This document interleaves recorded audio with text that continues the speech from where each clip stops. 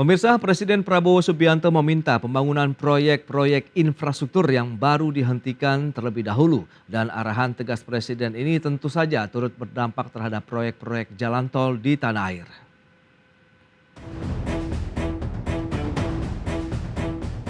Badan Pengatur Jalan Tol atau BPJT mengungkapkan perintah Presiden Prabowo Subianto untuk menyetop proyek-proyek infrastruktur, salah satunya proyek jalan tol baru, untuk sementara di-stop atau dihentikan terlebih dahulu. Keputusan rencana pembangunan proyek jalan tol baru ditahan dulu sambil melihat kekuatan anggaran pendapatan dan belanja negara tahun 2025. Anggota Badan Pengatur Jalan Tol atau BPJT, unsur pemangku kepentingan Sony Sulaksono Wibowo menegaskan, proyek jalan tol yang akan dihentikan adalah proyek yang belum berjalan. Sony mencontohkan proyek pembangunan tol baru yang masih dalam rencana dan akan dihentikan, yakni tol Puncak dan ruas tol Kulon Progo Cilacap. Sementara proyek-proyek yang dalam tahap lelang seperti tol Gilimanuk Mengwi dan tol Gede Bage Tasikmalaya Cilacap atau Getaci dipastikan jalan terus. Sementara itu disebutkan proyek jalan tol yang sudah konstruksi hingga melakukan studi kelayakan akan tetap dilanjutkan. BPJT juga akan melanjutkan proyek konstruksi yang sudah mulai feasibility study. Dari Jakarta, Tim Liputan IDX Channel. Ya, pemirsa, untuk membahas tema kita kali ini, Presiden meminta untuk stop pembangunan proyek tol baru. Kita sudah tersambung melalui Zoom bersama dengan Ibu Hardini Puspasari, Ketua Komite Tetap Perencanaan Infrastruktur dan Pembiayaan Pembangunan Kadin Indonesia, bidang Bappenas. Ya, halo, apa kabar Bu Hardini? Luar biasa, salam sehat, salam bahagia Mas Pras. Wow, itu dia, bahagia selalu Bu Hardini. Terima kasih atas waktu yang disempatkan dan sudah bergabung juga ini ada Mas Media Wahyudi Askar, Direktur Kebijakan Publik dari Selios. Halo Mas Media, apa kabar? Halo Mas Pras, kabar sehat. Kabar sehat, terima kasih juga atas waktunya. Dan sebelumnya kita akan review terlebih dahulu nih Mas Media, di mana Presiden Prabowo tadi sudah disampaikan meminta proyek-proyek infrastruktur, di mana salah satunya adalah jalan tol baru nantinya untuk dihentikan terlebih dahulu.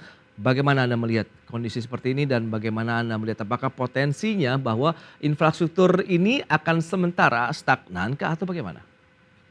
Ya, saya kira ini adalah hal yang baik ya. Artinya ada upaya mitigasi risiko yang dilakukan oleh Pak Prabowo di awal pemerintahannya untuk menyisir kembali anggaran-anggaran negara yang tidak produktif dan tidak efisien ya.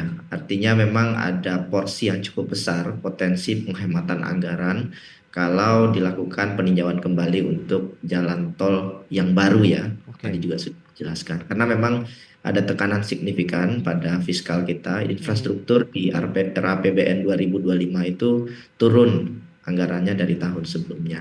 Dan satu hal lagi yang saya lihat juga menjadi pertimbangan oleh pemerintah karena memang BUMN di Indonesia itu berkontribusi lebih dari sepertiga total investasi infrastruktur.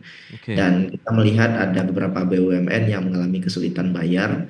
Jadi sepertinya ada upaya dari pemerintah untuk melakukan mitigasi agar tidak semakin jatuh ya ke dalam beban yang signifikan. Dan saya kira ini juga jadi pelajaran dan sebetulnya Malaysia melakukan hal yang sama. Kita ingat ketika Mahathir menghentikan proyek HRS ya, High Speed Rail yang berkolaborasi dengan Singapura. Dan Mahathir melakukan itu.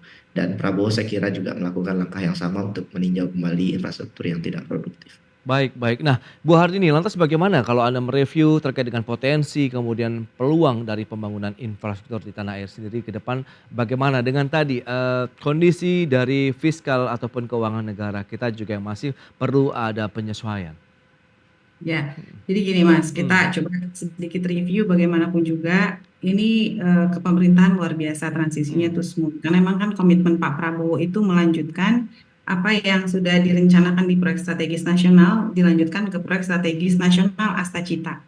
Apapun itu pencapaian yang dilakukan Pak Jokowi dengan kemiskinan 0,8%, terakhir itu datanya, dan pertumbuhan ekonomi kita sampai di 5,11%. Bagaimanapun juga Pak Jokowi itu sudah membentuk satu peradaban yang luar biasa pemerataan pembangunan tidak hanya tersentral di Jawa tapi di seluruh Indonesia. Bagaimanapun juga infrastruktur itu mempunyai kekuatan untuk pertumbuhan ekonomi. Terbukti dengan kemarin keberhasilan Pak Jokowi itu kita bisa menurunkan 14% biaya logistik. Karena apapun itu logistik itu harus biayanya murah ya karena kita di Indonesia ini sangat luas. Pandangan saya mungkin kalau melihat prospek di infrastruktur itu luar biasa karena infrastruktur itu meliputi ada konektivitas, infrastruktur, facility, sosial dan public facility yang mana sebenarnya kalau di dalam awal tadi sudah disampaikan sama Mas Media, mungkin memang saat ini Pak Prabowo di 100 hari pertama itu mau mereview dulu nih kondisinya seperti apa keuangan negara kita karena kan memang bagaimanapun juga kita punya kewajiban pembayaran utang, bunga juga harus dibayar. Tapi kalau saya dari sisi orang infrastruktur peluangnya tuh sangat luar biasa. Walaupun sekarang ini pemerintah mencanangkan prioritas presiden itu ketahanan pangan, masih juga ada di ketahanan pangan, swasembada air, swasembada pangan, energi, dan juga rehabilitasi rumah sakit, dan hilirisasi untuk komoditi dan tambang. Saya rasa sebagai orang infrastruktur, kami ini di Kadin itu memposisikan diri itu sebagai mitra pemerintah untuk mencarikan solusi, Mas. Jadi sekali program yang mau kita jalanin ke depan untuk mencari solusi. Ya, proyeksi potensinya juga masih cukup luas, tapi ini adalah bentuk daripada penyesuaian dan review. Nah, dari Seleo sendiri bagaimana Mas Media melihat dari kondisi APBN kita begitu, sehingga apakah ini menjadi sinyal bahwa memang keuangan negara kita masih belum bisa mencukupi untuk kita lebih lanjut lagi untuk memperluas lagi pembangunan infrastruktur, khususnya mungkin tadi jalan tol kah atau bagaimana? Iya, masalahnya memang di masa Pak Jokowi, rasio pajak kita turun terus. Pada saat bersamaan pengeluaran makin besar gitu ya, jadi menganga. Akhirnya untuk menutup gap itu kan akhirnya hutang. Hutang oke saja untuk infrastruktur sepanjang untuk infrastruktur yang sifatnya produktif. Tetapi kalau kita lihat ya, untuk mengukur produktivitas infrastruktur itu ada indikator I-Core ya. Dan di masa Pak Jokowi itu 6,6 ya, 6,5. Artinya hutang pada zaman Pak Jokowi ini boros. Jadi ini yang saya kira perlu dievaluasi oleh Pak Prabowo, karena tentu kita tidak ingin ya membebani generasi masa depan. Kita berhutang tetapi tidak produktif dan menghasilkan nilai tambah untuk industri khususnya ya. Karena infrastruktur digenjot, tapi kita lihat ya kontribusi sektor industri kita turun terus gitu ya.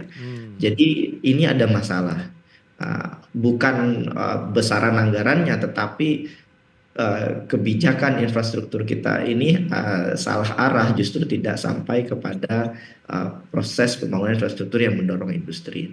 Satu lagi juga yang data yang cukup mengkhawatirkan adalah infrastruktur kita naik, tapi logistik performance index kita turun.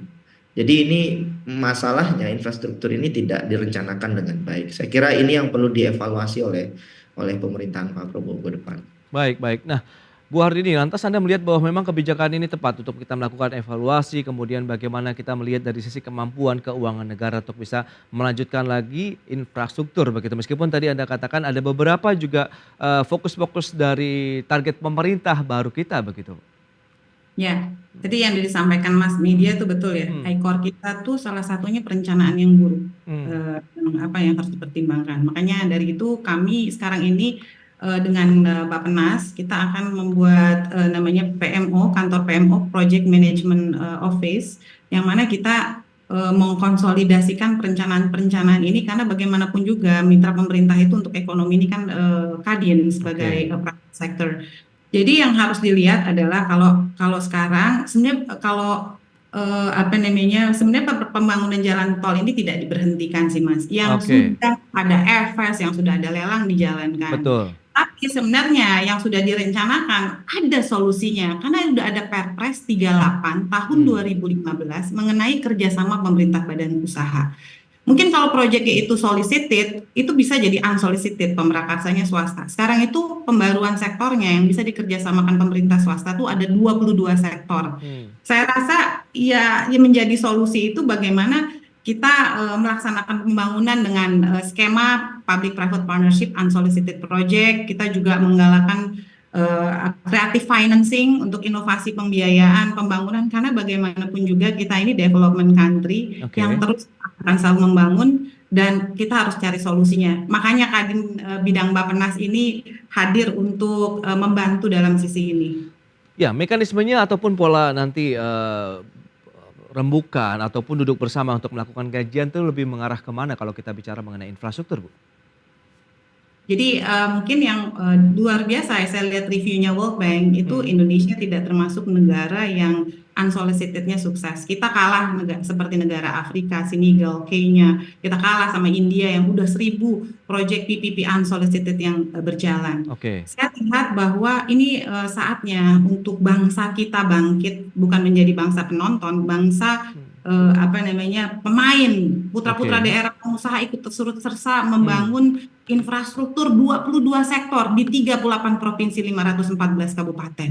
Inilah inovasi pembiayaan yang saat ini kita lagi godok bagaimana mengorkestrasi ini menjadi proyek transaksi, juga memberikan inspirasi kepada seluruh kepala daerah, gubernur, bupati, wali kota. Udah deh, APBD kita udah nggak cukup loh untuk membiayai kebutuhan infrastruktur ini. Jadi butuh kreativitas dan kerjasama kolaborasi pengusaha di daerah, pusat maupun pemerintah dan kepala daerah. Baik, ini menarik kalau kita cermati begitu ya, bahwa ada upaya untuk meningkatkan kolaborasi antara pemerintah dan pelaku usaha begitu, dalam artian pihak swasta begitu, untuk bisa bekerja sama atau bahu-membahu membangun infrastruktur. Nah, Xelios sebagai Anda melihat kan ini kaitannya dengan kebijakan publik sendiri begitu. Anda melihat ini menjadi satu langkah yang akan menjadi solusi tidak sih, bahwa memang keterlibatan pihak swasta begitu memang porsinya harus lebih ditingkatkan, tentu dengan standar yang ya cukup baik untuk dari sisi proses pembangunan infrastrukturnya begitu maupun pengawasan dan sudah proyek itu terjadi misalnya. Iya, saya setuju dengan Mbak Hardini, dan swasta harus dilibatkan. Jadi ada multi stakeholder collaboration yang harus dilakukan, karena memang yang jadi missing link saat ini adalah studi kelayakannya. Jadi prinsipnya kan studi kelayakan itu kan mikir ya.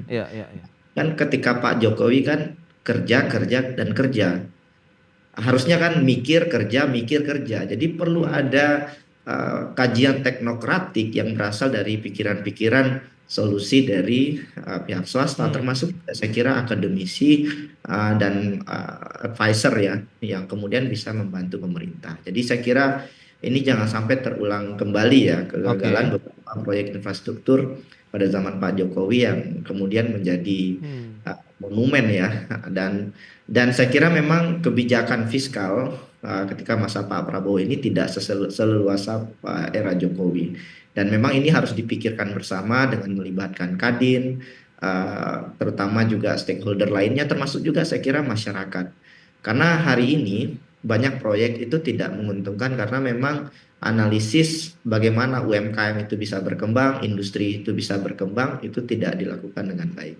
Jadi saya kira tantangannya lebih kepada perencanaan, sehingga ketika perencanaan baik, sebetulnya kita bisa memenuhi kebutuhan infrastruktur itu dan mendorong minat investasi swasta lebih baik. Jadi menarik ya kalau kita cermati dengan upaya dari pemerintah untuk melakukan evaluasi terkait dengan penggunaan anggaran, tapi di satu sisi ada solusi juga yang ditawarkan pelaku usaha untuk melibatkan ataupun meningkatkan porsi keterlibatan pihak swasta untuk ikut berperan aktif dalam pembangunan infrastruktur. Seperti apa nanti kerjasama antara pelaku usaha nasional maupun daerah, kita bahas nanti di segmen berikutnya Bu Hardini.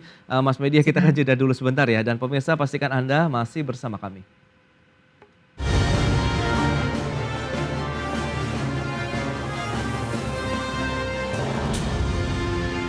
Menteri Koordinator Bidang Infrastruktur dan Pembangunan Kewilayahan Agus Harimurti Yudhoyono menegaskan pembangunan infrastruktur akan diprioritaskan sesuai dengan anggaran yang telah tersedia. Ya, Menko AHY mengungkapkan pembangunan sejumlah proyek infrastruktur yang diprioritaskan dilanjutkan meskipun dengan anggaran yang terbatas. Hal tersebut akan menjadi tantangan besar dalam proyek-proyek pemerintah. Keputusan tersebut merupakan tindak lanjut dari arahan Presiden Prabowo Subianto yang menekankan pentingnya skala prioritas dalam penyelesaian proyek infrastruktur pemerintah. Untuk itu, pemerintah akan terus berupaya menarik investasi dari dalam dan luar negeri guna mendanai berbagai proyek infrastruktur. Yang ingin infrastruktur ke depan, pembangunannya juga semakin tepat sasaran dan berdampak langsung terhadap pertumbuhan ekonomi dan juga distribusi kesejahteraan di seluruh wilayah. Itulah spesifik infrastruktur dan pembangunan. Baik, pemirsa, kita lanjutkan kembali perbincangan bersama dengan Ibu Harini Puspasari, Ketua Komite Tetap Perencanaan Infrastruktur dan Pembangunan, maksud kami Pembiayaan Pembangunan Kadin Indonesia bidang Bappenas, kemudian juga Mas Media Wahyudi Askar, Direktur Kebijakan Publik Selios. Baik, nah ini menarik kalau kita cermati begitu, nampaknya keterlibatan pihak swasta begitu ya, dari perusahaan-perusahaan nasional maupun daerah tadi yang sudah ditekan oleh Ibu Harini akan menjadi langkah baru ke depan begitu untuk menjaga pembangunan infrastruktur kita, Bu Harini. Nah, lantas bagaimana sih kalau kita bicara mengenai kesiapan dari pelaku usahanya sendiri, baik yang tingkat nasional maupun daerah begitu, untuk menjamin keberlangsungan pembangunan infrastruktur kita yang bisa menopang juga geliat ekonomi nasional? Ya, karena kan ini potensi peluangnya luar biasa. RPJMN kita aja di 6.445 triliun. Oke. Belum lagi target pemerintah di 8%, dengan targetnya Pak Prabowo itu kemiskinan 0%. Saya rasa ini kerja nggak mudah ya, ini kerja berat juga sih buat kita. Tapi saya yakin ini bisa berhasil, asalkan kita ada koordinasi antar wilayah yang ada di segala bidang ini, dari kewilayahan, terus pendanaan, perencanaan pembangunan. Yang luar biasa sebenarnya kita udah dibuka sih Mas, melalui Perpres 38 tahun 2015. Yang saat ini saya masih lihat masih belum terlalu populer, masih belum banyak yang mengetahui bagaimana mengenai Perpres tersebut. Saya yakin sebenarnya pengusaha kita, pengusaha lokal dalam negeri ini itu punya kemampuan menjadi mitra pemerintah, khususnya untuk membantu unsolicited project di Indonesia. Cuma memang inilah yang menjadi fokus kita ke depan, yaitu memberikan success story, terus bagaimana how to deliver, proses dari penyiapan project itu sampai terjadinya transaksi. Sebenarnya kira-kira nih kalau mau jadi investor, misalnya ada nilai investasi 100 miliar atau 1 triliun, minimal itu sebagai pemrakarsa tuh hanya punya 5-6%. Itu untuk apa? Karena harus ada kajian legal, kajian teknisnya, jadi ada FSDED, master plan, ngurusin konsesinya ya, sama buat bayar asuransi. Itu 5-6% itu adalah modal dasar untuk mendapatkan pinjaman, karena banyak sekali lembaga-lembaga yang akan memberikan financing bila itu menjadi dokumen yang menjadi commercially viable. Nah, disinilah nanti Kadin juga berperan memberikan inspirasi bagaimana sih pemerintah daerah maupun para pemrakarsa untuk unsolicited project yang public private partnership ini mendapatkan financing, yaitu menjadikan dokumen yang commercially viable. Yes, itu dia, masalah pendanaan tentu menjadi hal yang krusial bagi perusahaan-perusahaan non pemerintah begitu ya. Lantas Mas Media, Anda melihat bagaimana nih upaya akses stabilitas, mungkin bagaimana kemudahan bisa mendapatkan pendanaan untuk proyek-proyek infrastruktur, karena kan dananya tidak sedikit ini Mas. Iya betul, sebetulnya untuk persoalan pendanaan ini ada banyak faktor yang mempengaruhi ya. Tidak hanya soal keberpihakan secara kebijakan, tetapi juga bagaimana diskusi yang bersifat dua arah itu bisa terus terjadi antara swasta, investor dengan pemerintah. Artinya juga pemerintah harus aware dengan banyak kendala di lapangan dan bersama-sama menyelesaikannya gitu ya. Dan karena infrastruktur ini berbeda dengan proyek-proyek lainnya. Infrastruktur seperti jembatan gitu ya misalkan, itu tidak bisa mundur setelah dimulai. Jadi memang perencanaan proyek itu harus terintegrasi dengan baik, termasuk dari aspek keuangan, perencanaan, dan tata ruang. Nah, katakanlah misalkan dari segi pembiayaan sudah aman begitu ya, tetapi ketika dalam proses implementasinya ada masalah lahan, masalah kebijakan,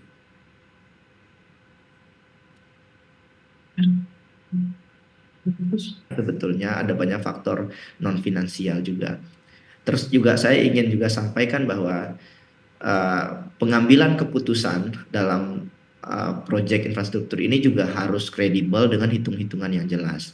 Sehingga alternatif-alternatif yang dipilih itu adalah alternatif terbaik gitu ya. Jadi jangan Oke. sampai ada pengambilan keputusan tanpa melalui tender misalkan. Nah, ini juga akan yang jadi masalah. Jadi perlu kerjasama, pengambilan keputusan yang cepat dan perhitungan yang matang ya untuk meminimalisir risiko dari proyek infrastruktur yang ada. Oke, nah kalau kita bicara mengenai langkah untuk menyetop proyek infrastruktur yang baru nantinya termasuk jalan tol, lantas ya kita tahu lah skala prioritas proyek infrastruktur apa yang mungkin Ya. harus menjadi hal utama yang mungkin harus segera dituntaskan atau diselesaikan. Ya, pemerintah harus fokus pada infrastruktur yang bisa mendukung industri. Jadi idealnya Indonesia itu harus fokus pada transportasi laut ya. Oke. Karena biaya logistik untuk transportasi laut itu jauh lebih hemat, bahkan hanya 1/10 dari ongkos logistik darat. Saya kasih contoh misalkan di Merauke, saya dari Merauke minggu lalu, itu komoditasnya luar biasa. Dan Merauke itu lebih dekat ke Australia. Tetapi karena infrastruktur lautnya, tol lautnya tidak berjalan signifikan, akhirnya nggak jalan barangnya gitu ya. Jadi saya kira kita perlu kembali kepada prinsip dasar infrastruktur dalam pembangunan jangka panjang Indonesia untuk mendorong jalan tol laut. Kemudian juga kita perlu lihat juga bagaimana efisiensi produksi dan penguatan infrastruktur di kawasan industri di Jawa dan di luar Jawa ya. Itu infrastrukturnya bisa infrastruktur digital, infrastruktur listrik, termasuk dukungan perumahan, transportasi, fasilitas kesehatan gitu ya. Sehingga memang ekosistem investasinya itu tidak hanya ya sekedar membangun jalan tol, tetapi juga dibangun ekosistem yang kuat, tidak hanya fisik jalan ya, tetapi juga infrastruktur lainnya. Oke. Dan terakhir saya juga tekankan juga peningkatan kualitas SDM ya. Ini juga penting karena infrastruktur itu juga nggak akan bisa dengan baik kalau seandainya pelatihan vokasi di daerah-daerah industri di sekitar kawasan yang dijadikan prioritas infrastruktur nasional itu tidak berkembang baik, sehingga infrastrukturnya bisa efektif. Mas Media, jadi menurut Anda sudah tepat kebijakan untuk kita melakukan moratorium terlebih dahulu terkait proyek-proyek infrastruktur baru termasuk jalan tol? Ya, karena di awal pemerintahan saya kira sudah tepat, di-restart ulang semuanya, kalau bisa dievaluasi semua pemainnya, Oke. mana yang tidak bekerja dengan baik, mana feasibility study-nya yang gagal, tidak Oke. maksimal, ya di-cancel saja daripada merugikan anggaran negara dan itu uang. Oke, baik. Bu Arini, terakhir bagaimana Anda melihat proyeksi potensi dan juga optimisme Anda ke depan terkait dengan proyek infrastruktur sambil tadi upaya-upaya pembenahan evaluasi yang terus didalami nampaknya dan dilakukan oleh pemerintah saat ini? Ya, kalau saya melihatnya bagaimanapun juga infrastruktur apapun itu harus tetap berlanjut. Karena pertumbuhan ekonomi kita itu dipengaruhi dengan infrastruktur kita. Tadi sudah disampaikan semua dengan lengkap dengan dari Mas Media, saya setuju. Kita mereview lagi, tapi yang sangat luar biasa adalah di balik setiap masalah justru ada peluang. Jadi kalau kita melihat bahwa pemerintah kebeban dengan jalan tol harus diberhentikan, ada kok solusi alternatifnya. Nah, solusi alternatif ini saya berharap peranan Kadin nanti bisa menjadi langkah konkret untuk menjadi misalnya yang tadi memberatkan solicited, direview ulang dari feasibility studinya menjadi unsolicited, di mana supaya ini bisa di-financing, berarti yang utama adalah masalah penjaminan. Jadi bagaimana penjaminan di Indonesia melalui PT Penjamin Infrastruktur, mungkin ada juga dari MIGA, Multilateral Investment Guarantee Agency dari World Bank, mungkin dari China juga, yang harus dikolaborasikan Mas. Dan saya yakin apapun itu infrastruktur tetap mempunyai pengaruh yang luar biasa untuk pertumbuhan ekonomi dan harus tetap bersinergi dan konkret. Itu dia, yang paling sinergi begitu, yang paling utama begitu ya dilakukan oleh pemerintah, pelaku usaha begitu untuk menjaga tadi. Mungkin evaluasi perlu kita lakukan, bagaimana kita tunggu hasil evaluasi juga dari pemerintah sehingga nanti akan melakukan starting point yang juga lebih siap begitu ya untuk menancapkan lagi satu fondasi yang kuat untuk pembangunan infrastruktur Indonesia ke depan dan tepat sasaran juga begitu. Baik, Ibu Arini, terima kasih banyak atas review informasi yang sudah Anda sampaikan. Mas Media, terima kasih juga atas analisis yang sudah Anda berikan kepada pemirsa IDX Channel pada hari ini. Selamat melanjutkan aktivitas Anda kembali. Salam sehat, sampai berjumpa kembali Bu Arini, Mas Media, terima kasih. Salam sukses, salam sehat. Baik pemirsa, 1 jam sudah saya menemani Anda dalam Market Review dan perbaharui terus informasi Anda hanya di IDX Channel, ya trustworthy and comprehensive investment reference. Karena urusan masa depan harus di depan, aku investor saham. Ya saya, Prasetyo Wibowo, beserta seluruh kerabat kerja yang bertugas pamit undur diri. Terima kasih, sampai jumpa.